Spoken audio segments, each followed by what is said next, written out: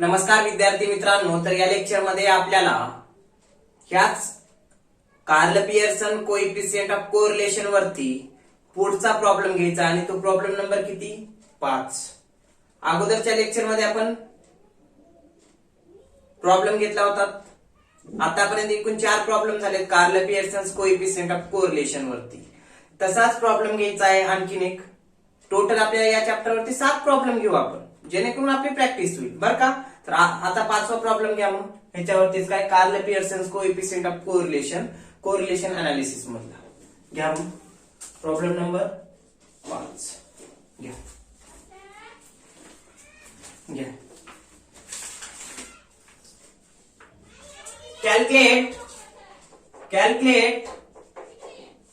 Calculate Carl Pearson's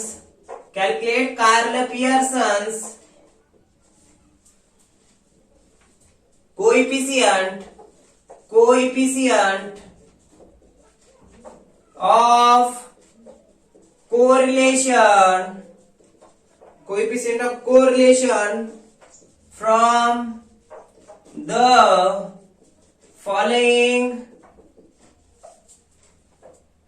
data. क्या मग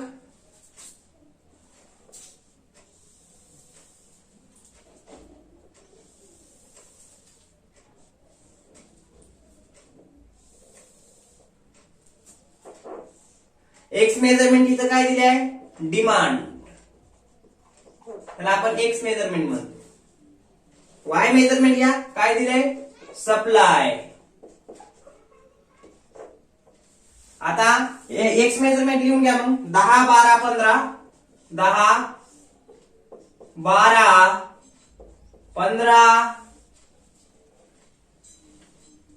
त्यानंतर 18 2 वेळेस 20 18 20 20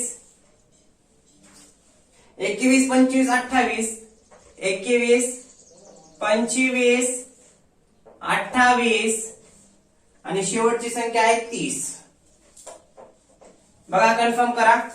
10 12 15 18 2 वेळेस 20 21 25 28 30. ठीक आहे. त्यानंतर सप्लाय वाय मेजरमेंट घ्या.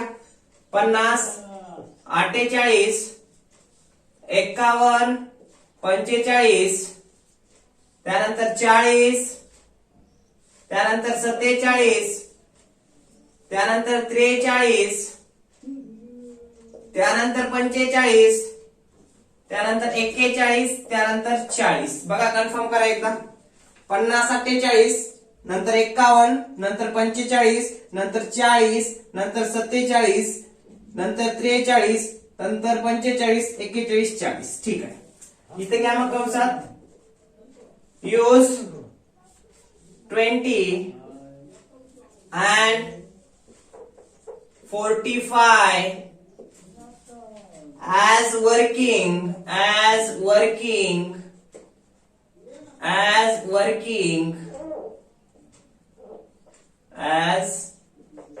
working mean for demand and supply respectively. काय सांगितले, प्रॉब्लेम दिलाय. एक्स आणि वाय मेजरमेंट. एक्स मेजरमेंट दिलाय डिमांडच्या बाबतीत आणि वाय मेजरमेंट दिलाय सप्लायच्या बाबतीत. मागणी आणि पुरवठा. बघा, मग मागणी मध्ये जर आपण विचार केला, मागणी वाढत गेलेली दिसल, पुरवठा ही काय वाढलाय व कमी होत गेलेला आहे. मागणी वाढली की पुरवठा कमी होतो आणि किंमत वाढते. म्हणून एक्स आणि वाय मेजरमेंट यामध्ये कोणता सहसंबंध आहे बघूत आपण. मग मागणी आणि पुरवठ्यामध्ये. आणि वर्किंग मीन काय दिले, 20 आणि 45 दिले as a working mean for demand and supply respectively. कंसामध्ये दिले. प्रॉब्लेमचं सोल्युशन येते. सोडवा मग प्रॉब्लेम.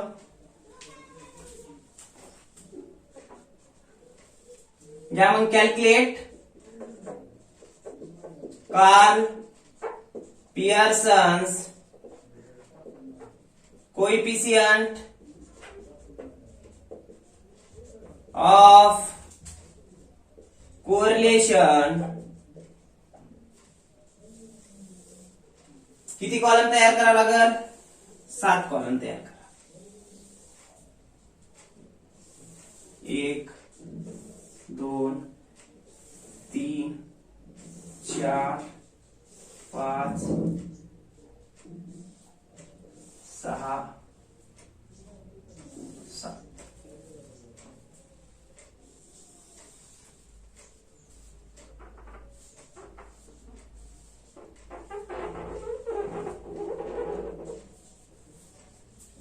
घेतला नाव देऊन घ्या मग कॉलमला. एक्स मेजरमेंट म्हणजे डिमांड, dx x बरोबर संख्या दिल्या का? दिल्या 20 धरा म्हणले. अज्युम्ड मीन इथं दिले वर्किंग मीन. डिमांड साठी किती? पहिली 20 आणि सप्लाय साठी 45. त्यानंतर dx वर्ग काढून घ्यावा लागेल. त्यानंतर y मेजरमेंट लिहून घ्यावं लागेल. dy मध्ये y बरोबर कोणती संख्या सांगितली? अज्युम्ड मीन म्हणून 45. ठीक आहे. नंतर dy वर्ग, त्यानंतर dx dy कंसात dx इंटू dy केलं की dx dy येईल. काय करा मग आता?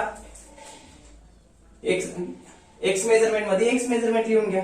10 12 15 त्यानंतर 18 त्यानंतर 20 इथेही 20 त्यानंतर 21 त्यानंतर 21 च्या नंतर 25 नंतर 28 त्यानंतर 30. बरोबर. 1 2 3 4 5 6 7 8 9 10. ठीक आहे. आता काय करा? एक्स मेजरमेंटची टोटल लगेच वाय मेजरमेंट मध्ये लिहून घ्या. मग आधी वाय मेजरमेंट किती आहे? 50 48 त्यानंतर 51 त्यानंतर 45 त्यानंतर 40 त्यानंतर 47 हे लक्षात, त्यानंतर 43 त्यानंतर 45 त्यानंतर 41 त्यानंतर 40. घेतला बघा एकदा. 50 48 नंतर 51 नंतर 45 नंतर 40 नंतर 47 नंतर 43 नंतर 45 41 40. घेतला. आता काय करा? एक्स मेजरमेंटची बेरीज करून घ्या. मग या पूर्ण याची बेरीज घ्या करून आणि त्याला नाव काय द्या? सिग्मा एक्स नाव द्या.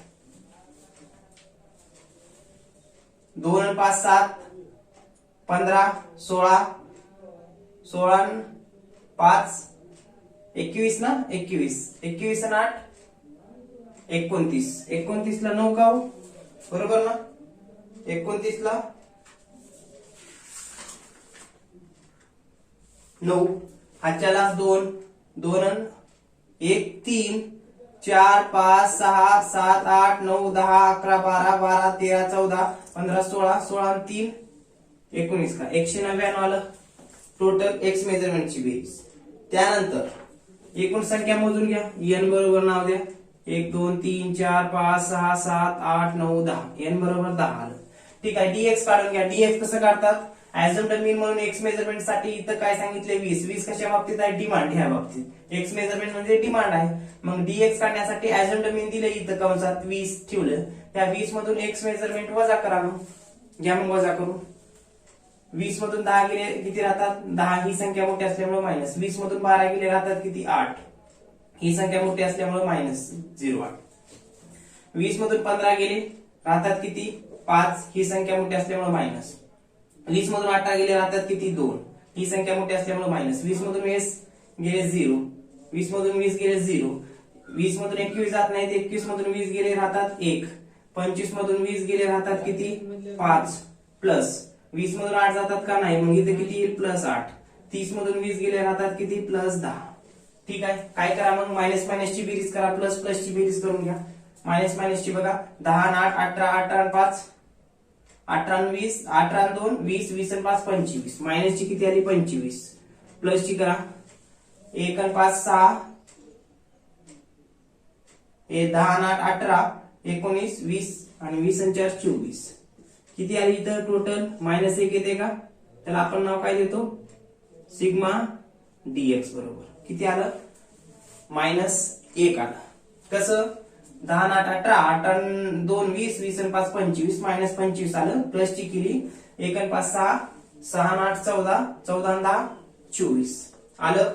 प्लस ची 24 25 मधून 24 गेले 1 राहत आहे. हे आता dx वर्ग करून घ्या. dx वर्ग कसं करतात?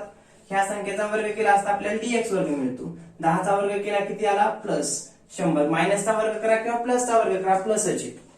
10 चा वर्ग 100, 8 चा वर्ग 64, 5 चा वर्ग 25, 2 चा वर्ग 4, 0 चा वर्ग 0, 0 चा वर्ग 0, 1 चा वर्ग एकच, 5 चा वर्ग 25, 8 चा वर्ग 64, 10 चा वर्ग 100. ठीक आहे.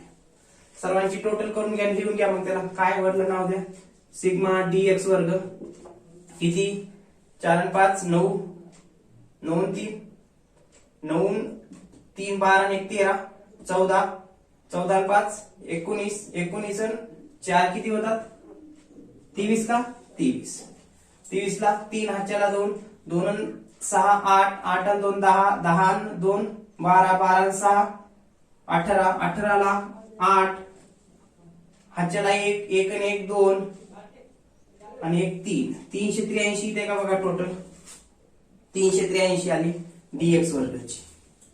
त्यानंतर y मेजरमेंट घेतल्या लिहून dy काढून घ्या. dy कसं काढतात, इथं कंसात दिले 45 हे सप्लाय साठी काय सांगितले वर्किंग मीन म्हटले बरोबर. मग ऍझ्युम्ड मीन म्हणून इथं ठेवलात किती 45. मग या 45 मधून y मेजरमेंट मधल्या वजा करा. 45 जर मोठा असेल तर वजाबाकी करून मायनस येईल, पण याच्यातली जर मोठी असेल 45 पेक्षा तर प्लस येईल. ठीक आहे करा. मग 45 मधून 50 जातात काय 50 मधून 45 गेले राहतात किती प्लस 5 हे लक्षात. त्यानंतर 45 मधून 48 जात नाहीत, मग किती आलं प्लस 3. 45 मधून 51 जातात का नाही, मग किती 6 का 6. बघा बरं 5 3 6. हा ठीक आहे. 45 मधून 45 गेले राहतात किती 0 0. 45 मधून 40 गेले असता किती राहतात -5 राहतील, कारण इथं 45 मोठा आहे. त्यानंतर 47 मधून 45 वजा करा, कारण 45 लहान आहे इथं, म्हणून इथं प्लस किती येईल 2. 45 मधून 43 वजा करा, किती राहतात मायनस ना, ही संख्या मोठी आहे म्हणून -2. 45 मधून 45 गेले 0 0. 45 मधून 41 गेले राहतात -4 आणि 45 मधून 40 गेले राहतात -5. बघा एकदा कन्फर्म करा dy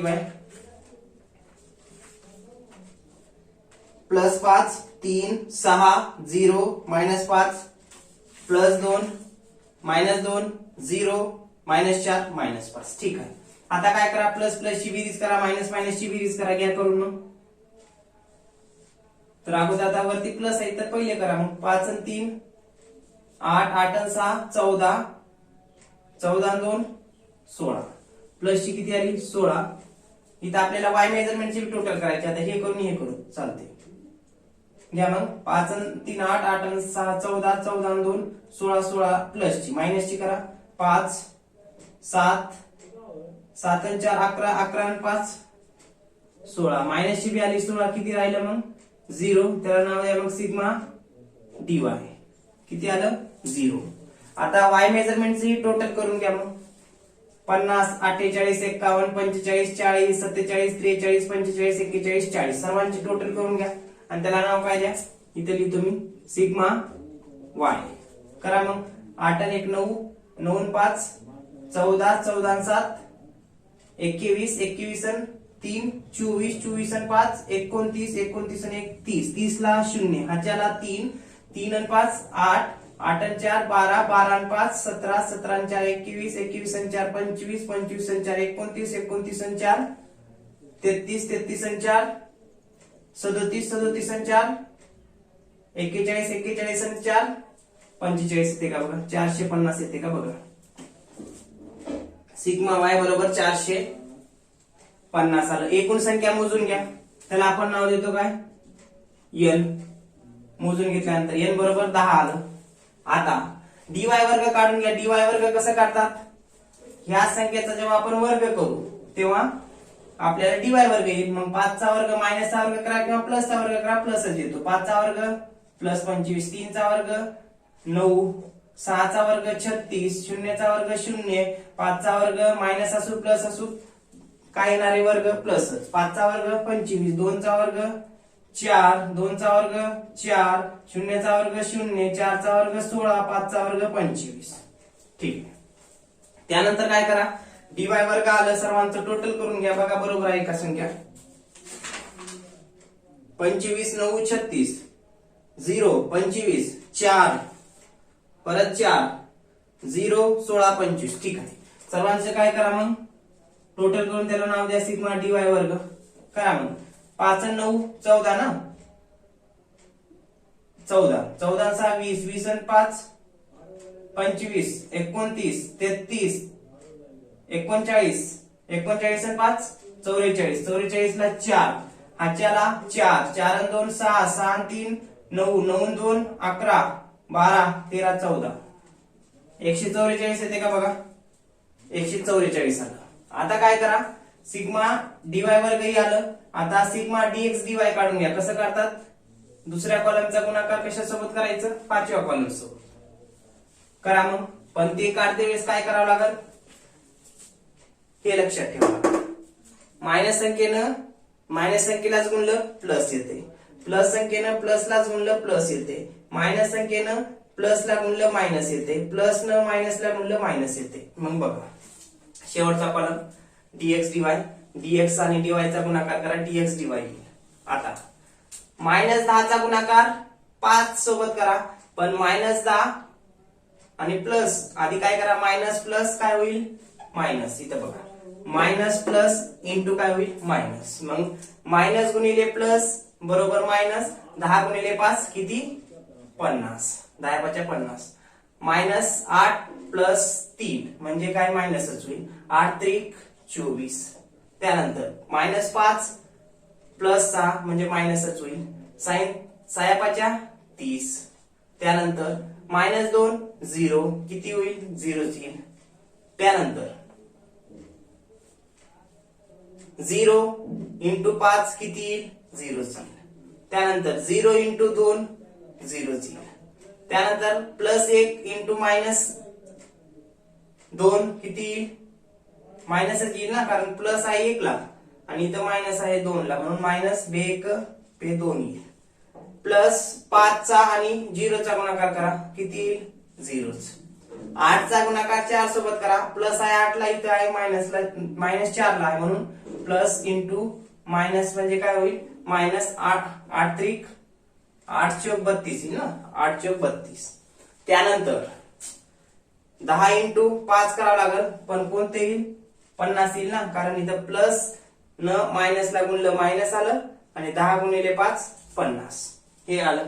आता काय करा बघा एकदाच कन्फर्म करून चेक करा. संख्या मी सांगतो -50 नंतर -24 नंतर -30 नंतर 3 वेळेस 0 त्यानंतर -2 त्यानंतर परत 0 -32 आणि -50 ठीक आहे आले dx dy आले. आता काय करा विद्यार्थी मित्रांनो प्लस प्लस ची बेरीज करा मायनस मायनस ची बेरीज करा लिहून घ्या. तर बघा प्लस आहे का याच्यात काहीतरी एक पण प्लस नाही सर्व मायनस आहेत मग बेरीज करून लिहून घ्या. तर नाव काय देतो आपण सिग्मा dx dy बरोबर. करा मग बेरीज करून घ्या 4 आणि 2 6 4 आणि 2 6 6 आणि 2 8 सर्व मायनस असल्यामुळे 8 नंतर 5 आणि 2 7 3 10 13 आणि 18 सर्व मायनस असल्यामुळे कोणतं चिन्ह येईल मायनस येईल. ठीक आहे 188 आलं. आता काय करा विद्यार्थी मित्रांनो dx dy पण आलं. सर्व 7 ला 7 कॉलम काढून घेतला. आता काय करा मग ह्या सूत्राचा वापर करून मीन काढून घ्या x सिरीज साठी. ह्या सूत्राचा वापर करून मीन काढून घ्या y सिरीज साठी आणि Karl Pearson coefficient of correlation काढा हे लक्षात आणि त्यानंतर प्रोबॅबल एरर काढून घ्या. इथे सोडू आपण घ्या काढून मग मीन आधी इथं calculate mean for x series काय त्याचं सूत्र a is equal to sigma x divided by n. ठेवा मग किमती a is equal to sigma x म्हणजे पहिल्या कॉलमचं टोटल किती आहे 199 आहे बरोबर. 199 ला 10 भाग आला किती येईल बघा भाग घालून घ्या मग किती येते बघा a बरोबर 19.9 येईल का बघा 19.9 येते. हे झालं मीन x सिरीज साठी. आता y सिरीज साठी काढून घ्या. Calculate mean for y series A is equal to sigma y upon n. इथंच काय येईल मग, A is equal to sigma y म्हणजे वाय मेजरमेंटचं टोटल किती आले हो, 450 भागिले एकूण संख्या किती आहे मेजरमेंट मध्ये 10. ए बरोबर किती आला मग, 450 ला 10 न भागला असता ते येईल 45. हे लक्षात, हे मीन झालं. आता लगेच ह्या सूत्राचा वापर करून काय काढा, calculate Karl Pearson's coefficient of correlation. त्याचं सूत्र काय, आर बरोबर सिग्मा डीएक्स डीवाय बरोबर इंटू एन मायनस पहिल्या कंसात सिग्मा डीएक्स दुसऱ्या कंसात सिग्मा डीवाय. इथं काय आहे ना, म्हणजे इंटू राहते. पहिल्या वर्गमुळात डिवायडेड बाय ला सिग्मा डीएक्स वर्ग इंटू एन मायनस कंसात सिग्मा डीएक्स कंसाचा वर्ग इंटू सिग्मा डीवाय वर्ग इंटू एन मायनस कंसात सिग्मा डीवाय कंसाचा वर्ग. हे झालं. आता काय करा,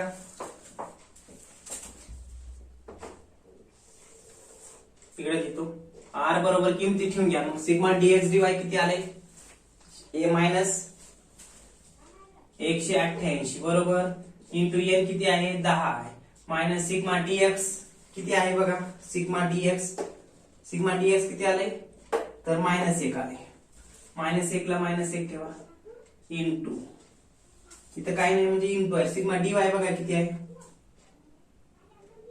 0 आहे, 0 ठेवून टाका भागिले पहिल्या वर्गमुळामध्ये सिग्मा डीएक्स वर्ग किती आले बघा, सिग्मा डीएक्स वर्ग सिग्मा डीएक्स वर्ग 383 इंटू एन म्हणजे मेजरमेंट एक्स मध्ये किती आहेत 10 आहेत मायनस सूत्रातलं कंसात व्यवस्थित 10 मायनस सूत्रातलं कंसात काय करावं लागेल मग, सिग्मा डीएक्स कंसाचा वर्ग म्हणजे डीएक्स कुठं आहे हे -1 आहे मग -1 चा वर्ग इंटू दुसऱ्या वर्गमुळामध्ये काय करा, सिग्मा डीवाय वर्ग बघा, डीवाय वर्ग सिग्मा डीवाय वर्ग किती आहे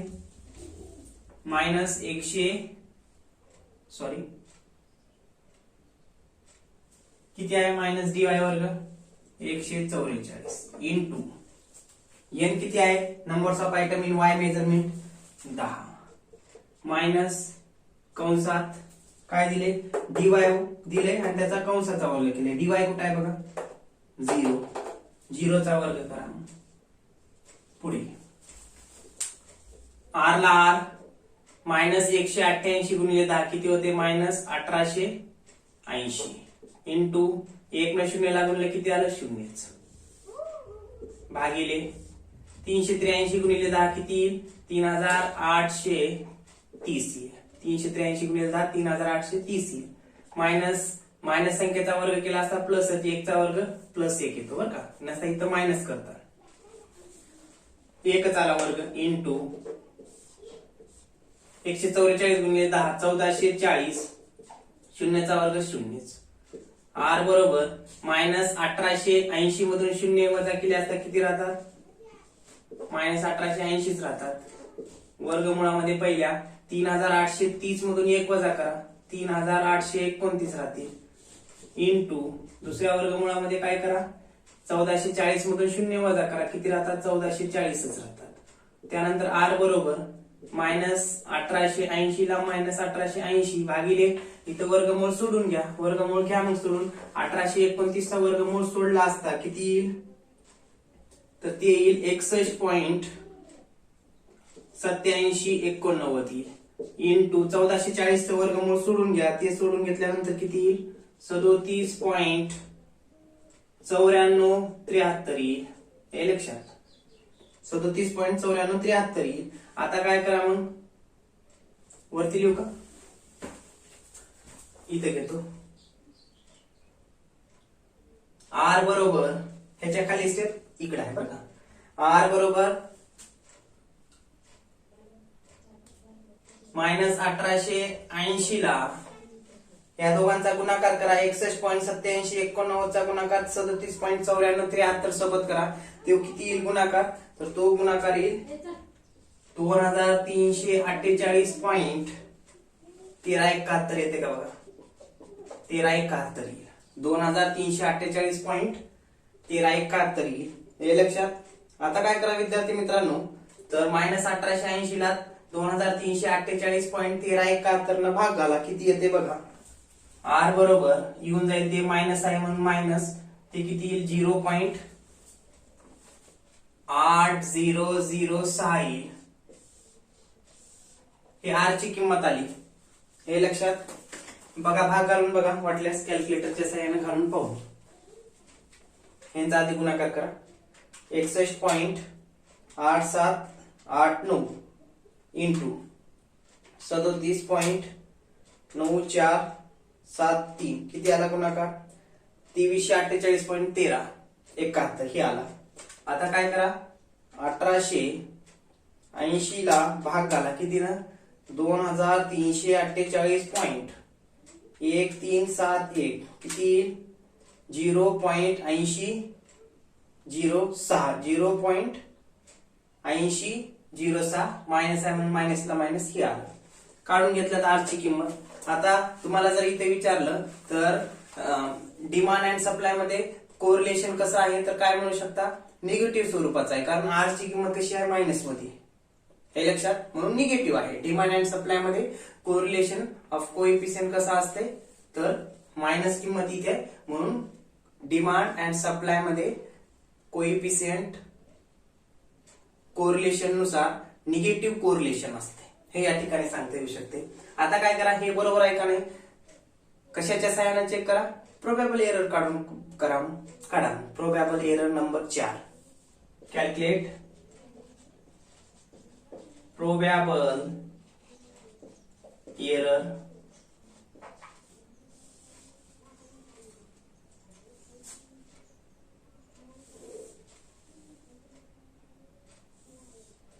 इथे हे करतो म्हणजे इकडला आहे लक्षात येते.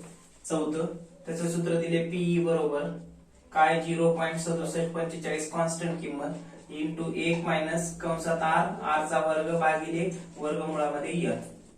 पुढे पीई बरोबर 0.6745 ला 45 इंटू 1 ला 1 मायनस r ची किंमत ठेवा. मग किती आहे r ची किंमत कंसामध्ये -0.8006 त्याचा वर्ग भागिले वर्गमुळामध्ये n किती आहे 10.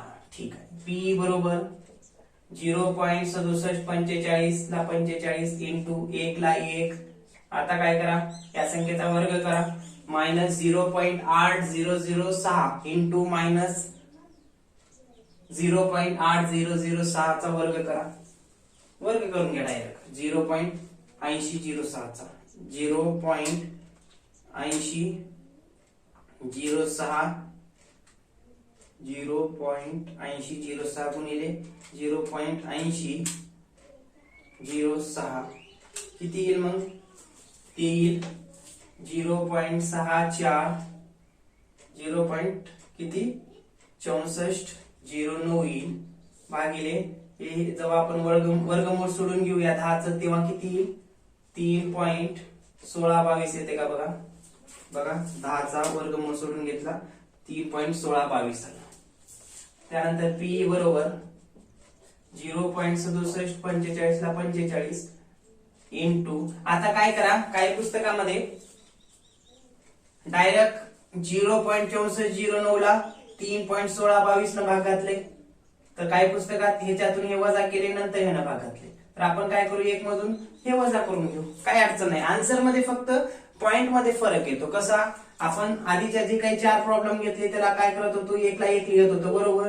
नंतर 0.6409 ला आधी 3.1622 न भाग घालत होतो आणि लिहून घेत होतो. 1 मधून ते वजा करून लिहून घेऊन मग शिल्लक आणि ह्याचा गुणाकार करत होतो.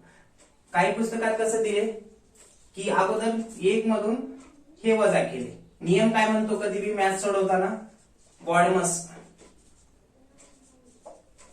म्हणजे अगोदर ब्रॅकेट असेल तर ब्रॅकेट सोडून घ्या, नंतर डिवायडेशन असेल तर डिवायडेशन करा, नंतर मल्टिफिकेशन करा, नंतर ऍडिशन करा आणि सबस्ट्रॅक्शन करा. म्हणजे ब्रॅकेट कंस सोडून घ्या, नंतर भागाकार करा, नंतर गुणाकार करा, नंतर बेरीज करा, नंतर वजाबाकी करा असं म्हणतंय. तर आपण अशा पद्धतीने केलं होतं. तर काय काय पुस्तकात काय दिलेलं आहे की 1 मधून अगोदर काय केलेलं आहे, इथं वजाबाकी केलेली आहे. 1 मधून हे वजा केले, भागिले 3.1622 ठेवले आणि नंतर 1 मधून हे वजा केल्यानंतर 3.1622 न भाग घातले. हे लक्षात आणि लिहून घेतले आणि त्याचा गुणाकार या 0.6745 सोबत केले आणि ते जे काही आन्सर येईल ते प्रोबॅबल एरर म्हटले. आपण काय करत होतो, 0. ह्या संख्येला भाग घालत होतो, जे काही आले त्या 1 मधून वजा करत होतो आणि त्याचा ह्याचा गुणाकार करत होतो. बरोबर, तसं करा.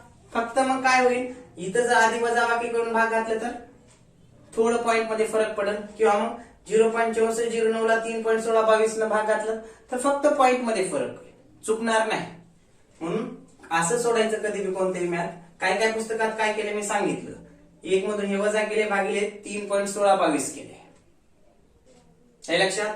1 मधून हे वजा केलं आणि ह्यानं भाग घातलं राहिलेल्या किमतीला आणि त्या दोघांचा गुणाकार केला आलेल्या किमतीसोबत, तर तुमचं पीई सुद्धा येऊ शकते. म्हणून आपण तसं तर घेतलात. कसं, आधी आपण भाग घातला, नंतर 1 मधून ती वजा केला. आता जरा दुसऱ्या पुस्तकात जसं दिले तसं करू, म्हणजे जेणेकरून आपल्याला काय फक्त पॉइंट मध्ये फरक आपल्याला जाणवतो. मग करा, मग 1 मधून मायनस 0.6409 वजा करा. मग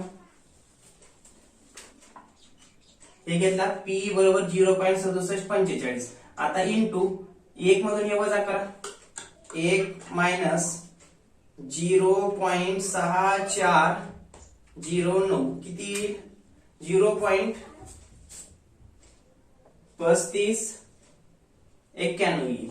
त्यानंतर 3.1622 ला 3.1622. आता काय करा, पी बरोबर 0.6745 ला 45 इंटू त्या 0.3591 ला 3.1622 न भाग करा. मग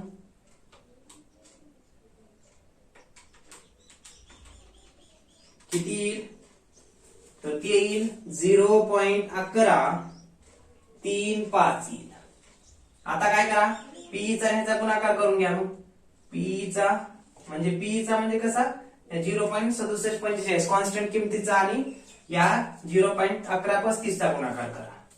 मग तो गुणाकार केल्यानंतर किती येईल, 0.6745 गुणिले 0.1135, तर ते येईल किती, 0.076 आणि 5. ठीक आहे, हे लक्षात. हे काय आलं, पीई ची किंमत आली. हे लक्षात. आपण काय करत होतो, परत सांगतो बरं का, नसता कन्फ्युज होता. आपण काय करत होतो, ह्या वर्ग केला, ह्या वर्गाच्या किमतीला जे काही 6409 ला 3.1622 न भाग घालत होतो. बरोबर, आणि भाग घालून जे काही आले इथं लिहित होतो आणि ती किंमत 1 मधून वजा करत होतो. बरोबर, आणि 1 मधून वजा केल्यानंतर जे काही शिल्लक राहते त्याचा ह्या 0.6745 चा गुणाकार करत होतो, पीई ची किंमत येत होती. बरोबर, पण इथं काय पुस्तकात कसं दिले, इथं वर्ग केला, ह्याचं वर्गमूळ सोडून घेतले, मग 1 ला ठेवले. तसंच जे काही वर्गाला काय केले, डायरेक्ट 3.1622 न भाग घालण्याच्या ऐवजी 1 मधून हे वजा करून घेतले. 1 मधून 0.6409 वजा केलं, 0.3591 असे केले. नंतर 3.1622 न भाग घातले त्याला, ती येते 0.1135. त्याचा गुणाकार केला 0.6745 सोबत आणि हे आला. असं सोडवा. हे लक्षात. फक्त काय थोडं पॉइंट मध्ये फरक येईल, दुसरं काहीच नाही. हे लक्षात. पण बॉडमास काय म्हणते, अगोदर काय करा, भागाकार करा. हे लक्षात. हे नियम आहे. सोडवला तर असं ठीक. तर काही पुस्तकात काय दिले, आधी वजाबाकी केले नंतर भाग घातले. ठीक आहे, काही अडचण नाही, असंही करा, असं सोडवा. हे लक्षात. मग पी बरोबर 0.6745, ह्याला ह्यानं भाग घातला की त्याला 0.1135. तुमचं पीई ची किंमत आली 0.0765. हे आलं. आता काय करा, ही किंमत आणि आर ची किंमत बघा. मग आता ह्या किमतीपेक्षा ही किंमत मोठी आहे. हे लक्षात. हे जरी प्लस मध्ये जरी असलेली असेल तरी काय, ह्या किमतीपेक्षा ही किंमत मोठी आहे, कारण इथं 0.0765 आले, इथं 0.8006 आले. हे लक्षात, म्हणजे ही संख्या, याचा अर्थ काय, डिमांड आणि सप्लाय मध्ये कोरिलेशन आहे, सहसंबंध आहे नक्कीच. पण कसा आहे तो सहसंबंध डिमांड अँड सप्लाय मध्ये, आर ची किंमत मायनस आहे म्हणून निगेटिव्ह कोरिलेशन आहे. म्हणून इथं लिहा मग, घ्या मग, there is negative coefficient of correlation between demand, डिमांडला कंसामध्ये घ्या ना एक्स, अँड सप्लाय कंसात वाय, काय सिरीज. हे घेतला लक्षात, प्रॉब्लेम समजला. फक्त यामध्ये काय नवीन होतं या प्रॉब्लेम मध्ये, तर डीएक्स डीवाय ची किंमत किती मायनस मध्ये आली 1. त्यानंतर आर ची किंमत पण मायनस मध्ये आली. याचा अर्थ काय, जर आर ची किंमत मायनस मध्ये आली किंवा मग डीएक्स डीवाय ची किंमत जर मायनस मध्ये आली, तर इथे काय होते, कोरिलेशन मायनस मध्ये येतो. म्हणजे डिमांड अँड सप्लाय किंवा एक्स आणि वाय मेजरमेंट, इथं वाय मेजरमेंट मध्ये इथं काय आहे, निगेटिव्ह कोरिलेशन आहे. त्यासोबतच इथं जरा नवीन आहे. इथं नवीन म्हणजे काय, 1 ला 1 घेतला, मग इथं काय केलं, ह्या संख्येचा वर्ग करत होतो आपण, बरोबर. वर्ग केल्यानंतर छेदांतराला भाग घालत होतो आणि 1 मधून नंतर वजा करत होतो. तर इथं काही पुस्तकामध्ये काय दिलेलं आहे की 1 मधून हे आधी वजा केले, डिवायडेड बाय 3.16 ला 16/22 ला 3.16 ह्या 10चं वर्गमूळ सोडून घेतलं. त्यानंतर काय 0.3591 आलं, 1 मधून हे वजा केल्यानंतर त्याला 3.1622 न भाग घाला, एवढं येईल आणि त्याचा आर सोबत गुणाकार करा. हे असं काही पुस्तकात दिले, हे लक्षात. आणि आपण कसं करत होतो, तर 0.6409 ला आधी ह्यानं भाग घालत होतो, ते लिहून घेत होतो, 1 मधून ते वजा करत होतो, नंतर वजा केल्यानंतर जे काही शिल्लक राहील त्याचा 1 मधून जे काही असते ते वजा केल्यानंतर भाग घातल्यानंतर शिल्लक राहते, त्याला 1 मधून आपण वजा करून शिल्लक राहिलेल्या सोबत 0.6745 ला गुणाकार करत होतो आणि ते पीई बरोबर आपण दाखवत होतो. तर काय पुस्तकात असं दिले, फक्त जेमतेम पॉइंट मध्ये फरक पडतो, हे लक्षात. तुम्ही करून बघा आपल्या पद्धतीनेही, तर तिथे फक्त काय पॉइंट काहीतरी येईल. म्हणजे आधी तर 0च येणार आहे, पण पुढे थोडं फरक पडतो पॉइंट मध्ये, म्हणून एवढं काही नाही. अशा पद्धतीनं सोडवा. ओके, ठीक आहे. मग हा झाला प्रॉब्लेम नंबर 5. पुढल्या लेक्चर मध्ये आपण काय करू, प्रॉब्लेम नंबर 6 घेऊ. ओके.